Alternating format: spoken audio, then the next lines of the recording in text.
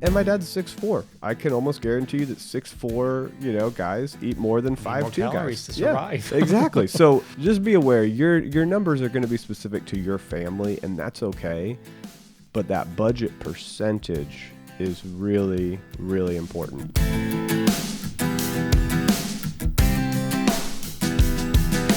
Welcome to Getting Money Right, a show dedicated to helping you achieve financial freedom through education and inspiration so that you can be free to pursue your true life's purpose. We're your hosts, David Thompson and Leo Sabo, and in today's episode, we are answering questions because we're in a great series of common money questions, some of these from listeners, some of these from things that we've been asked in our personal lives and in coaching, some of these that we just came up with because we were driving along in our cars thinking, this would be a great thing to share with the audience. And now we're doing this series because we are putting together a course, the Getting Money Right course and the Getting Money Right website. So be looking for those, be ready for those, get ready to follow us more on Instagram and Facebook and other locations. So just be looking for the Getting Money Right course. It's coming soon. But today, Leo, the question is, what is the right amount of food for a family of 4 to spend on food every month? What is the right amount of food? Did I say the right amount of food to spend on food? Okay, here's a question, Leo. What is the right amount of money for a family of 4 to spend on food each month? And it's relating to food you're preparing, not necessarily eating out. Yeah, that's good to know, because obviously if you're going to eat out, that's still food, but eating out and groceries and things that you prepare at home, two different kind of areas of our budget. The way we teach on this is that there are two different expenses because they're different even in value, right? Everybody wants to be able to go out to eat, but depending on how you look at that, some people eat out every meal. We think that's really expensive and not as healthy as it can be. So we talk about having groceries and eating at home, eating healthy, and then eating out as an entertainment, as something that you do once in a while, and it's something that hopefully you get to do, but it's not something that you do every day. So having said that, we have to kind of look at this question and say, okay, well, I know that what I spend is probably different than what others spend. So we could look at a national average and say, well, what does the average person spend on this expense every single month or every year? And we just did a quick search, and you can find this out as well if you want to Google it. But ultimately, it's about $220 per person per month, right? So if you have a family of, let's say, 2.5, of mom, dad, and maybe a small child, that's going to be about $550 per month, or a little bit over $6,000 per year. So if it's $220 a month, that's a good starting point, because that gives you at least a base to say, well, how am I doing? If I'm at $350, $450 per person, that might be a little bit too much. Maybe I need to figure out how to slow that down and how to bring it under control. But ultimately, it's really a personal choice. What we teach and what we have as part of our resources on leosabo.com is we have a guide, and we've learned that from other sources, and we tweaked it over the years. But ultimately, somewhere between 12 and 15% of your budget should be set aside for that. Now, 15% is on the high end. I think 12% is more than adequate. Now, that also depends on how much money you make. So if you're making $250,000 a year, 10% is going to be $25,000. So that's $2,000 a month for food. If you're a family of 3 or 4, that's probably overkill. So your percentage is going to be less. But if you're making $60,000, that's of course going to be a lot less, maybe closer to that 550 we're talking about. So I think you start there. You look at how many people do I have to feed at $220 per person. Let's say you have 4 people, it's close to 1,000, let's say. And if that's the case, then you have to think, well, can I do that? What am I doing right now? And then begin to look at what you're spending that money on. And there are ways to cut back on this. The beauty of living in our country and in today's world is that we don't lack for opportunities to spend on things.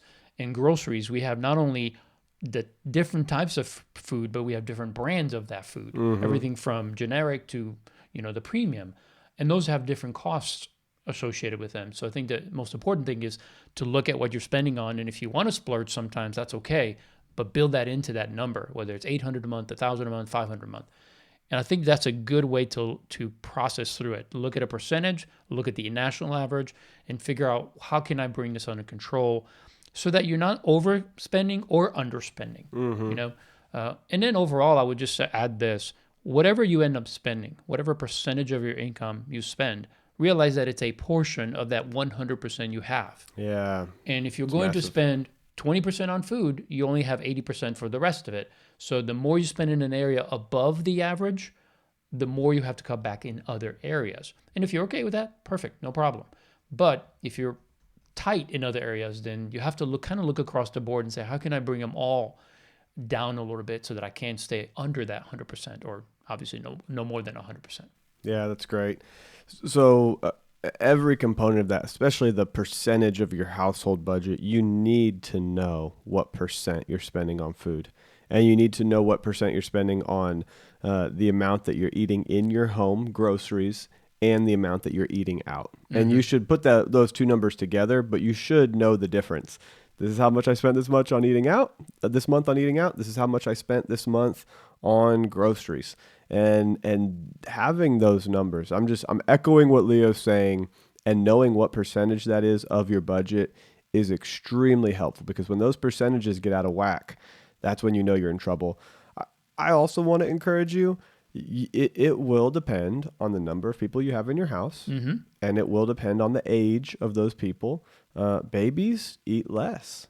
Now, they may eat food that is a little bit more nutrient rich and a little bit more expensive in packaging. Like when you're buying canned jars of food for babies, that might be a formula. little bit, Yep. or formula, right? So that might be a little more expensive, but they're consuming a lot less calories. So overall, babies are gonna be a little bit cheaper than the average 20-year-old male human being, right? No doubt. So the age of your family matters. Your gender matters. Honestly, guys typically eat more than girls. Not always. That's not always the case, but just be aware About if you have 99% of the time, that's true. yeah, exactly. I have 3 little brothers, so that's 4 boys in And our that's a little household. anymore. Yeah, and they're not. Oh, and my little brothers are frustratingly all taller than me, so I love them all. Yeah. And that's all I'm gonna say about that. And so they're all, my little brothers are all bigger than I am. I'm like, come on. So anyway, you got a family of 6 that I have growing up, and with 4 boys, 5 guys, my dad. So, Yeah. and my dad's 6'4". I can almost guarantee you that 6'4", guys eat more than 5'2" calories guys to survive. Yeah, exactly. So just be aware, your numbers are going to be specific to your family, and that's okay. But that budget percentage is really, really important. If you're going to manage and have self-control and live with contentment, spend on purpose, save money, you have to know what percentage you're spending out of your overall household budget.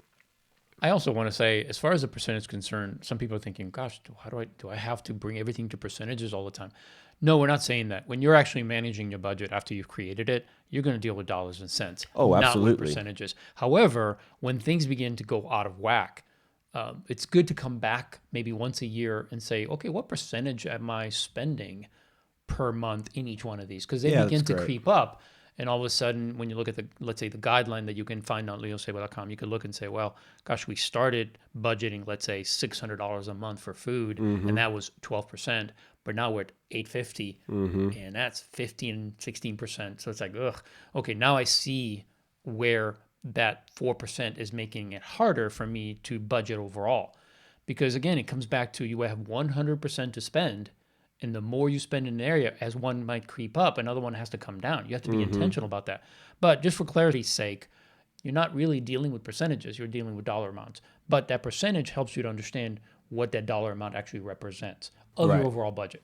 Yeah, that's great. And to Leo's point, I only look at the percentage about once a year. Right. So it was actually this past month where Ashley and I sat down and we looked at our overall income, and we have all of our tracking, done. We budget every month, and we have the percentages calculated every month, but we very rarely look at the percentage month to month. Right. But this time, it's been about a year since we last did it. We pulled all those percentages over and just looked. How much are we spending on housing? How much are we giving? How much are we saving? How much are we spending on food? How much are we spending on personal expenses? Just to get a great overview. Because if you're too far over in certain topics, it's going to mess with the rest of your budget. Well, I hope that you've enjoyed this episode. I hope that you are continuing to enjoy this series on common money questions, and you'll go over to leosabo.com. You'll check out the budgeting tools that are there, the spending plan that's there, that yearly budget and the creating a budget tool actually has the percentages, the recommended percentages inside of it. So you can look at that, you can download it, you can track your spending in there, and then you can compare it to a spending guideline. Very helpful. Now, I know you're hearing me and you're like, spending guideline, tracking percentages, that's a lot of words. Go download the tool. When you look at it, it'll be very clear to you. Yeah, and there's also a video that will walk you through how that tool works. So you won't have to figure it out. Just watch the videos or short videos that will not only show you how they work, but give you an actual example so you can see how to use it. That's right. So go to leosabo.com, download those tools. If you want to help people at your church with this or help a senior pastor or leader understand this better, go to stewardshippastors.com, check out the book, Jesus on Money, and be ready for the Getting Money Right course. It's going to be incredible. Get ready for the Getting Money Right website. We look forward to spending more time with you so that together we can keep getting money right.